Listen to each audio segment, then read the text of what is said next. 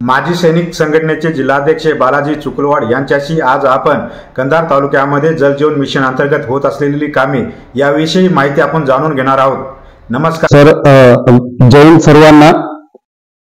गावात जलजीवनचे काम सुरू आहेत म्हणण्यापेक्षा गेल्या 3 वर्षापासून माझ्या गावामध्ये काम सुरू झालं जलजीवनचं आणि त्याच्यामध्ये 44 लाख रुपयाचा निधी प्राप्त झालेला आहे आणि त्या 44 लाखामध्ये विहिरीचं 12 फूट खोदकाम, पाईपलाईन आणि टाकी आहे आणि आमच्या इकडे विहीर मंजूर झालेली नाही आणि ते काम संबंधित गुत्तेदारांनी सुरू केलं होतं। सुरू केल्याने त्यांनी सुरुवातीला पाईपलाईन केली, पाईपलाईन करून टाकीचं काम नंतर करतो म्हणले, टाकीचं पण काम केलं नाही, विहिरीचं खोदकाम झालेलं नाही। त्यांनी तर अगोदर खोदकाम करून टाकीचं काम करायला पाहिजे आणि टाकीचं काम केल्याच्या नंतरच पाईपलाईन करायला पाहिजे, पण त्या गुत्तेदारांनी अर्धवट पाईपलाईन करून ठेवली। जी जुनी पाईपलाईन गावात आहे ती विस्कळीत होऊन गेली आणि पाण्याची खूप काही समस्या निर्माण झाली। पाठीमागच्या जानेवारीमध्ये आमदार साहेबांनी बैठक लावली, तालुक्यावर बैठक लावली असताना त्या ठिकाणी आम्हाला आमंत्रित केलं होतं की सर्व सरपंच वगैरे तिथं ग्रामसेवक यांना बोलवलं होतं। मी त्या बैठकीमध्ये स्वतः आमदार साहेबांना त्या बैठकीमध्ये उठून सर्वांच्या समोर माझ्या गावची समस्या मांडली। मी तालुक्याची तर आहेच, पण माझ्या गावामध्ये काय चालू आहे जलजीवन विषयी ती समस्या मांडली आणि आमदार साहेबांपर्यंत पोहोचता केलेला आहे। गावामध्ये जलजीवनचे पैसे मंजूर झालेले आहेत, काम पण त्यांनी चालू केलं, पण ही सिस्टम कुठं काय खोळंबली हे त्यांनाच माहिती। पण माझ्या गावातलं जे काम आहे ते आता अर्धवट होऊन पेंडिंग पडलेलं आहे। सर, गेल्या जानेवारी 2 जानेवारी रोजी बैठक घेऊन माननीय आमदार प्रतापराव पाटील चिखलीकर यांनी जे काही जलजीवन मिशनचे काम आहे दर्जेदार आणि वेळेत पूर्ण करावे असे आदेश अधिकारी आणि संबंधित कर्मचाऱ्यांना दिले होते। याचा प्रभाव हा कर्मचाऱ्यावर पडला का आणि ते कामे झालेत का पुन्हा पूर्ण?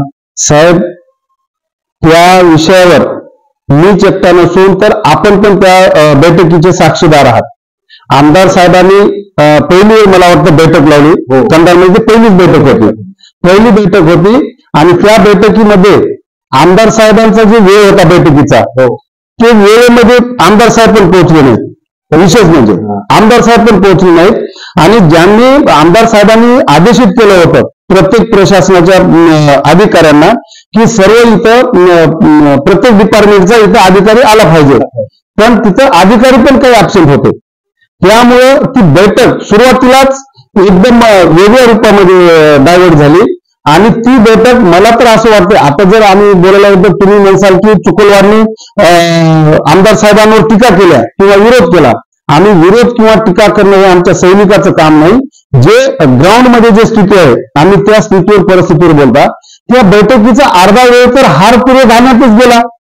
अहो, तुम्ही जनतेचे समस्या प्रश्न सोडवण्यासाठी बैठक लावालात की स्वतःचे सत्कार करण्यासाठी मोठमोठे 10 किलो 15 किलोचे हारे घेऊन आणि 1000 रुपयाचे शाली अंगावर घेऊन ते स्टेज असा बनवला होता जसं काय एखाद्या महाराजाच्या मुलाचं लग्न आहे। आता मी आवर्जून का बोलायलो, मी खरं तर त्याच वेळेस बोलणार होतो, पण तिथं काहीतरी विरोधक चुकलवाड हमेशा आमदार साहेबांचं गुणगान गावतो, विरोध करतो हे कुठेतरी आणि नेटकच निवडणुका झाल्या होत्या आणि ते त्यांच्या हारपुऱ्यामध्येच त्या बैठकीचा अर्धा वेळ गेला।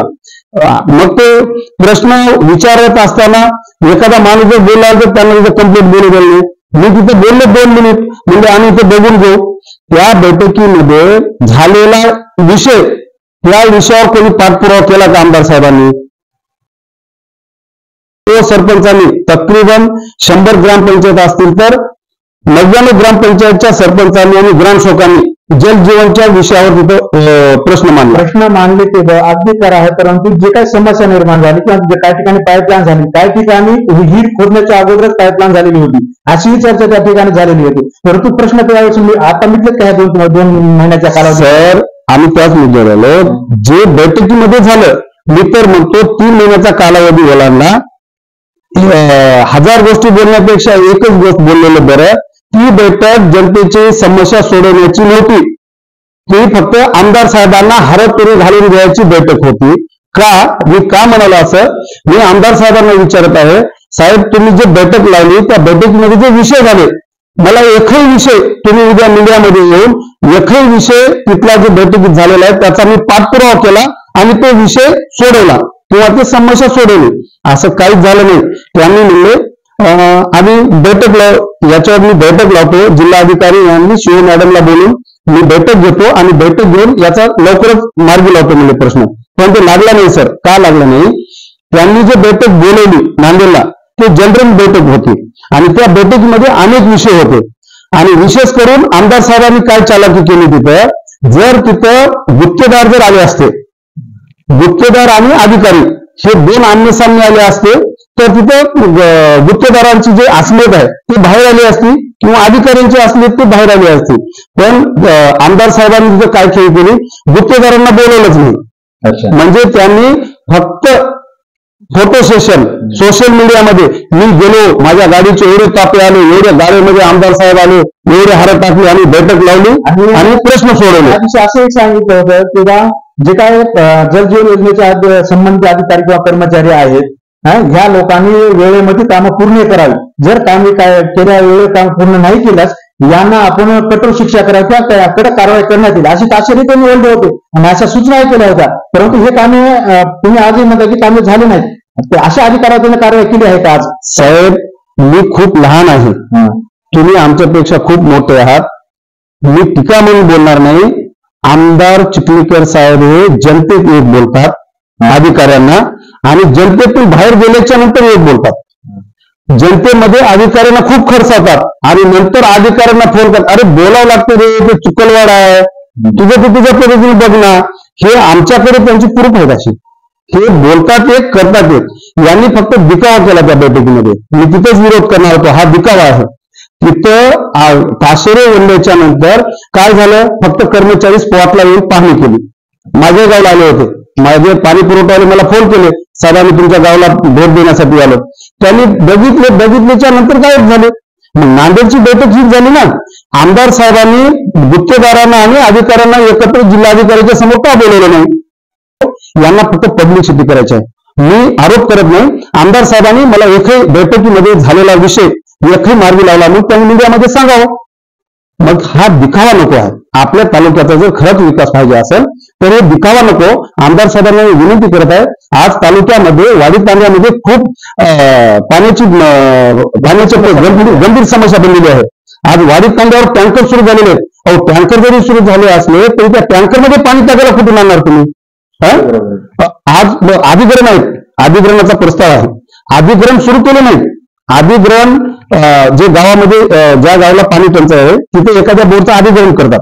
अधिग्रहण केल्याच्या नंतर ते वेळेवर जर अधिग्रहण केलं तर ते बोरचा मालक पाणी सोडतो.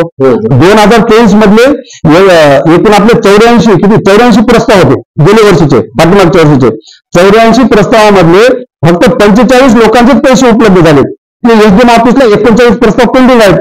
मग आमदार साहेबांनी बैठक लावून काय केलं? म्हणजे आतापर्यंत अधिग्रहण विहीर, बोर, तलाव आतापर्यंत किती झालेलं आहे किंवा करायला पाहिजे होतं असं? आता आपल्या तालुक्यामध्ये टोटल 84 बोरचं अधिग्रहण झालेलं आहे पाठीमागच्या वर्षी. आणि त्याच्यात काय समस्या असते सर, अधिग्रहण मार्च मध्ये, खरं तर फेब्रुवारीच्या एंडिंगला हे प्रस्ताव जायला पाहिजे शासनाकडे. पण इथं काय होतं, अधिग्रहणाचे प्रस्ताव हे मार्च संपता येतात. एप्रिलमध्ये पंचायत समिती तिथे 10 दिवस लावते. पंचायत समितीमधून गेलं की तहसीलमध्ये 10 दिवस लावतात आणि एसडीएमच्या टेबलला जायला म्हणजे कंप्लीट 1 महिन्याचा कालावधी जातो. आणि त्याच्यामध्ये रूल काय, एसडीएम साहेब ज्या दिवशी साईन करतात त्या दिवसापासून ते आदेश पारित होतात आणि त्या बोर मालकाला तेवढ्याच दिवसाचे पैसे देतात. पण हा माणूस व्यक्ती काय करतो, गाव लेवलवर ते फेब्रुवारी पासून म्हणजे 1 महिना पहिलं, 2 महिने पहिलं पाणी सोडतं गावच्या पंचायतीमध्ये. म्हणजे एकंदरीत सर तालुक्यातली जे पाणी टंचाईचा जो विषय आहे, या टंचाई विषयी कोणालाच काही देणं घेणं नाही. आमदार साहेबाला बी देणं घेणं नाही, प्रशासनाला नाही. प्रशासनाला देणं घेणं आहे, पण या प्रशासनावर वाच ठेवण्यासाठी इथला लोकप्रतिनिधी कमी पडतो. इथल्या जानेवारीमध्ये जी बैठक झाली त्या बैठकीमधला एखादा विषय सांगा पूर्ण केला म्हणून. आमच्या समता मराठी नेटवर्क या चॅनलच्या माध्यमातून विद्यमान आमदार प्रतापराव पाटील चिखलीकर यांना काय मागणी करणार आहे, काय संबोधित करणार आहात तुम्ही? सर, आपल्या चॅनलच्या माध्यमातून मी आदरणीय आमदार प्रताप पाटील चिखलीकर साहेबांना एकच विनंती करत आहे. मी माझ्या संघटनेच्या वतीने तर करतच आहे, पण जनतेच्या वतीने विनंती करत आहे. सर, माझ्या तालुक्यातला जो खेड्यापाड्यामध्ये वाडी तांड्यावर जे आमचे मायबाप बसलेले आहेत त्या लोकांना कसं पाणी लवकर पोहोचवता येईल, त्याचे काय पर्याय व्यवस्था करता येईल त्यांनी करावी. आणि जे जलजीवनचा विषय आहे हा विषय तुम्ही नावालाच धरू नका. त्यांच्या वर्क ऑर्डरचे पूर्ण कार्यकाळ संपून गेलेला आहे. त्या आमदार चिखलीकर साहेबांना विनंती करत आहे, साहेब आपण तालुक्यामधला लवकरात लवकर नुसतं बैठक लावून नाही, आणि जर तुम्हाला जनतेचे प्रश्न सोडवण्यासाठी जर बैठकी लावायच्या असतील तर तुम्ही हार तुरे घेण्यासाठी बैठकी लावू नका. तुम्हाला वाईट वाटत असेल की चुकलवाड हमेशा असा का बोलतो, साहेब तुम्ही जनतेचे प्रश्न सोडवण्यासाठी बैठकी लावत आहात तर तुम्ही 100% अधिकाऱ्यांना बोलवा. सरपंच, उपसरपंच, ग्रामसेवक, संबंधित जे काही लोकल लोकप्रतिनिधी आहेत त्यांना बोलवा. जोपर्यंत आम्ही अधिकाऱ्यांच्या समोर येणार नाही तोपर्यंत तुम्हाला असली याच्यामधल्या जे समस्या आहे, जे दुःख आहे ते दुःख समजणार नाही. म्हणून आपणास विनंती करत आहे, आपण या 8 दिवसामध्ये जलजीवनचा तर प्रश्न मार्गीच लावावा, पण पाणी टंचाईवर तालुक्यामध्ये तात्काळ बैठक लावून जे पेंडिंग विषय आहेत पाण्यावरचे फक्त ते पेंडिंग विषय लवकरात लवकर आपण या 8 ते 10 दिवसामध्ये सॉल्व्ह करावेत.